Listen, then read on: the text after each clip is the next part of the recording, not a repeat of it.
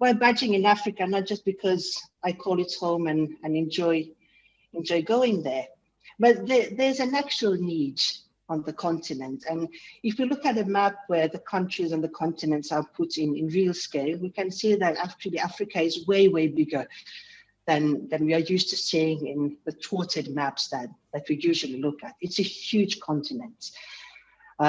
So just in terms of size, it has a lot of opportunities. And as you know, there's a lot of people there and lots of people in need of education.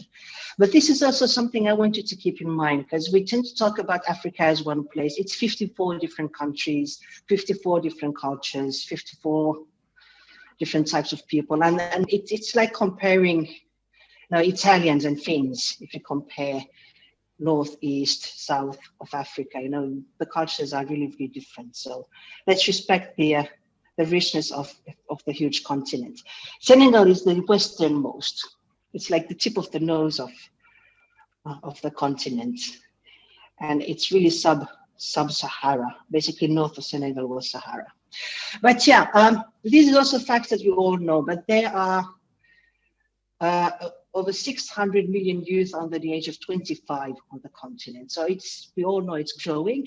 The thing we don't really realize, especially in countries like Finland, where the population is diminishing, is that there's not this one bulk of youth in Africa. There's actually more youth every year.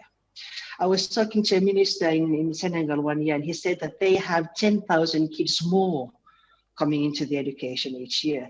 That means that if whatever they have this year, next year they'll have 10,000 more than the income of this year, and the next is 10,000 more again. So the education system has huge challenges. There's youth coming in, and the number of jobs is not growing at the same rate as there are people coming to the work market. And the result is that a majority of youth is unemployed or vulnerably employed. So a lot of youth who really don't have much options to do after they quit school, if they manage to quit school. So that's also an opportunity. Youth are amazing people. So it's a good bunch of people to work with because they have energy, they have will. But there's also a skills shortage. The number of schooling years tends to be quite low. And if you look at the results of the impact of the education and compare that to European countries, it's even lower than the actual number of schooling years people have had. Like a person in Finland going to school for 12 years and an African person going to school for 12 years, they don't have the same skills. But there's also this mismatch, people with too much skills end up to easy jobs. People with not enough skills end up in too demanding jobs. People with skills for one area of work end up working somewhere completely different, and people just keep failing, and it's not a very rewarding place to be. Because even if you get a job, most likely it's not the job for you. You have the right people with right skills in wrong places and wrong people in right places. It's a mix, and it's a challenge. And that's kind of where I come in and where I want to have an impact.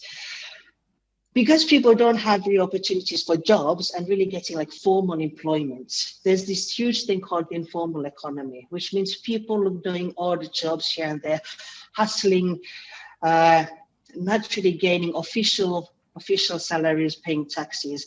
And that informal economy in sub-Saharan Africa makes up nearly 86% of all employment. So it's huge. So most of your restaurant waitresses, the guy who drives the taxi to take you from A to B, they are usually just hustling to make money. They're not paying taxes, and it has an impact on the GDP.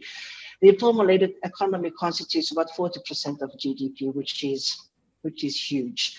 So there's a big trend in trying to formalize this, get people into a situation where they can gain real salaries, pay taxes, and then the taxes have an impact and so forth. So get this positive cycle ongoing.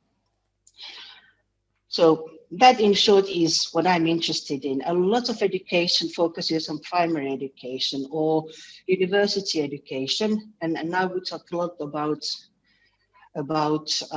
vocational education and skills development on the continent. But my question is, what about, all those guys who are there? Not everybody can go to formal education because the numbers are too large. So what do we do with these people, the 600 million kids who are out there with some skills, maybe not enough? What can we do for them?